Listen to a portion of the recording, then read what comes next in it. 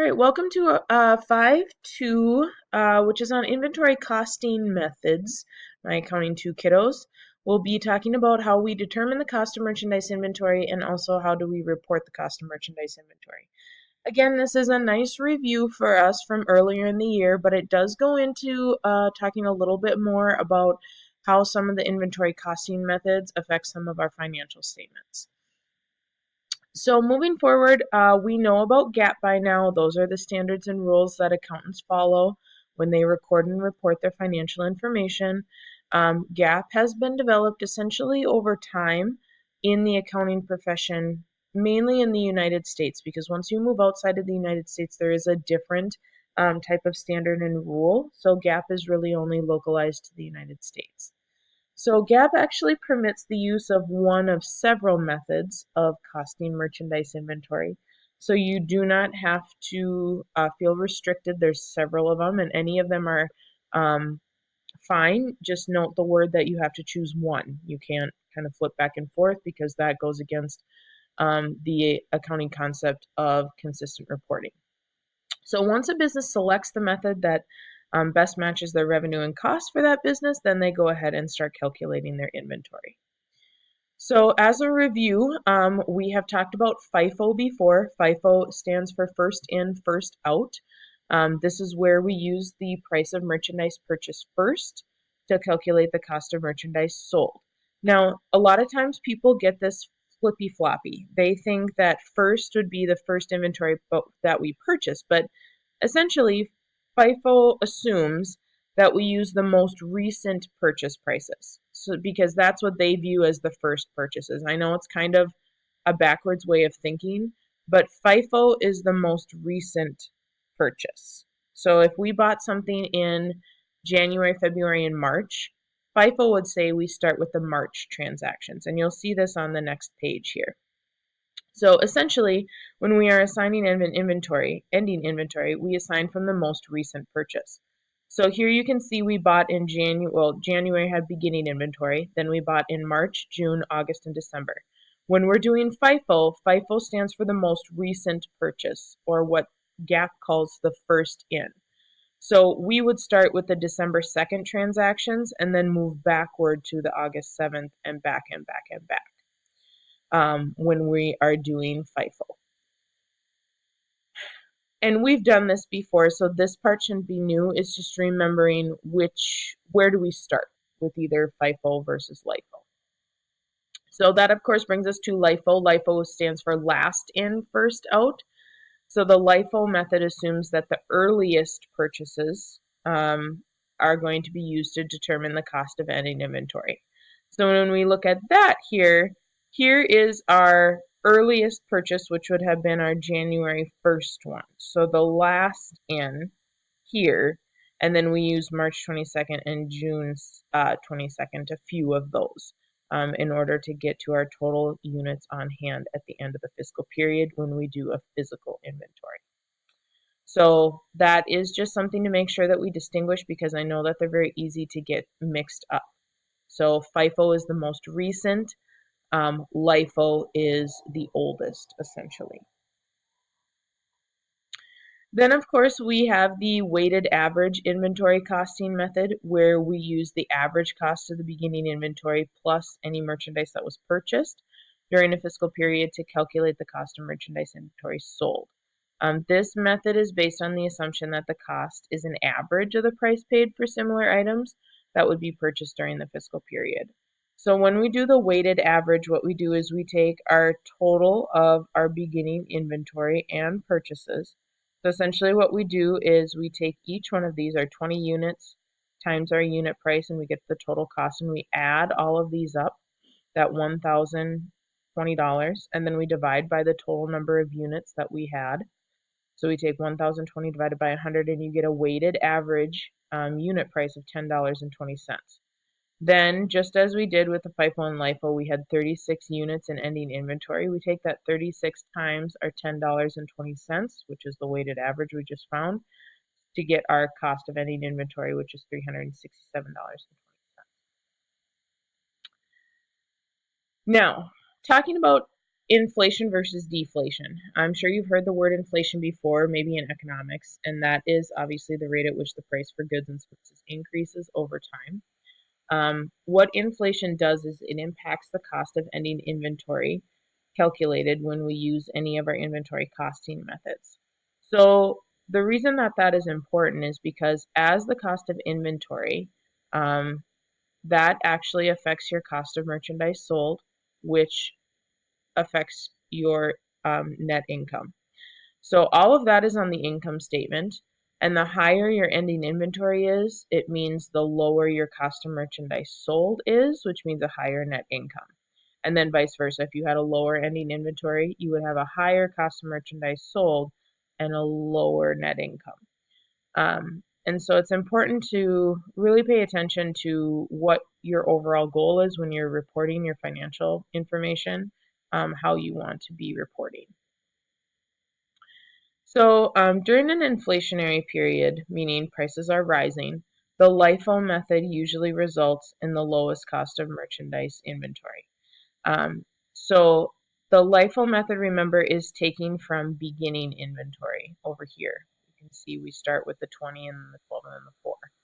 So what happens here, you can see that if you were to calculate the same one we've been looking at the whole time, FIFO has an ending inventory cost of 386. LIFO has the lowest at 346, and then weighted averages in the middle.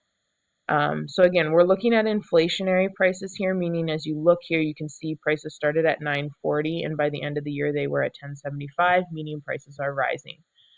So if prices are rising with LIFO, you can see ending inventory is the lowest, which means cost of merchandise sold will be high, and that means that net income reported is low. Now, I know that that's a lot of like high versus low versus high, but you have to think about what the or like an income statement is when you're looking at this.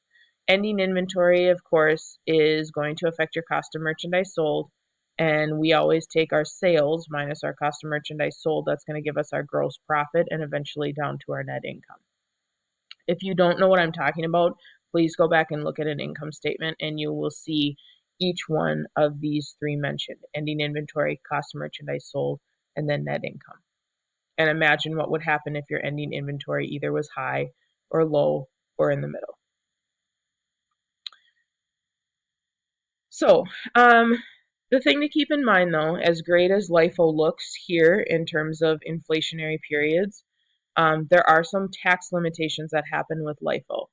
So the rate of inflation is influenced by many types of factors in the United States, and it really varies country by country. Here in our United States, we've experienced inflation in approximately 85% of the years since those types of records have been maintained, and that's a pretty high percentage. There have been two periods of really unusually high inflation. From 1917 to 1920, there was a 16.6% rise in prices, which is significant. And then again in 1979 to 1981, we went from up by 11.7%. Now, in an inflationary period, a business typically would choose to use the FIFO method to prepare its financial statements, and then LIFO to calculate its taxable income.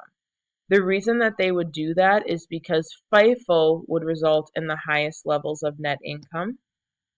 Because if you go back, I wonder if I can do that real quick. If you go back here and look, in an inflationary period, if you used FIFO, FIFO is going to result in the highest net income, which looks good, right? Net income high is good. However, let's keep in mind that when the higher your net income is, the more, oops, I'm on the wrong side, the more likely you are to have a higher taxable income, okay? Because the more money you make, the more taxes you pay. We've worked with our taxes before.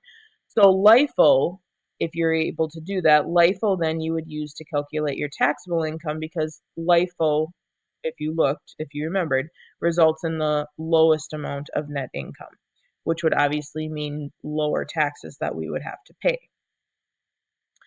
Now, with that being said, although lowering income tax benefits by if we choose to use LIFO, what that does is it makes our business look really good. However, it means that the government doesn't get as much taxes as they're possibly owed. And so for that reason, when GAAP started, a lot of the early tax rules did not allow LIFO for calculating taxable income, because everybody would use LIFO then, because you would have the smallest amount of net income, which would mean less taxes are being paid. However, during the late 1930s, Congress did change some of the tax laws to allow businesses to use the LIFO method for calculating income taxes. However, they added an important requirement, meaning that the business has to use the same method for financial and tax reporting. So you can't do a FIFO and a LIFO, because that wouldn't be consistent. You either have to have FIFO for both financial and tax reporting, or you have to have LIFO, or you could do weighted average. You could choose any of them, but you can't do both. Okay? Because if you were a business and you would be smart, you would do financial reporting as FIFO, because it's going to make your net income look good. Stockholders would think, gosh, that company is making a lot of money. And LIFO would say, take as less taxes as they could to the government. Now, when there are periods where prices are decreasing, that's called deflation. During a deflationary period, the FIFO method, which is opposite, obviously, of inflation, would result in the lowest merchandise inventory cost, which means a higher cost of merchandise sold and a lower net income. So you can see that here if prices were falling. So let's say beginning inventory started at $10.75 and it goes down to $9.40. LIFO would result in the highest. FIFO would result in the lowest, and again, weighted average is going to be in between there. So it just depends. Most of the time we're in an inflationary period. It's rare that we go into a deflationary period, as you can see by that slide where we have 85% of the time we're in inflation. But the thing to remember is that each business selects the one that's going to work best for its policies and goals.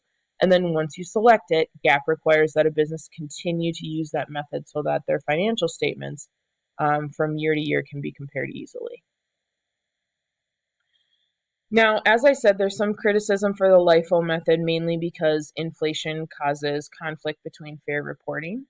And in an inflationary period, the LIFO method more accurately presents the cost of merchandise sold, but understates the cost of inventory.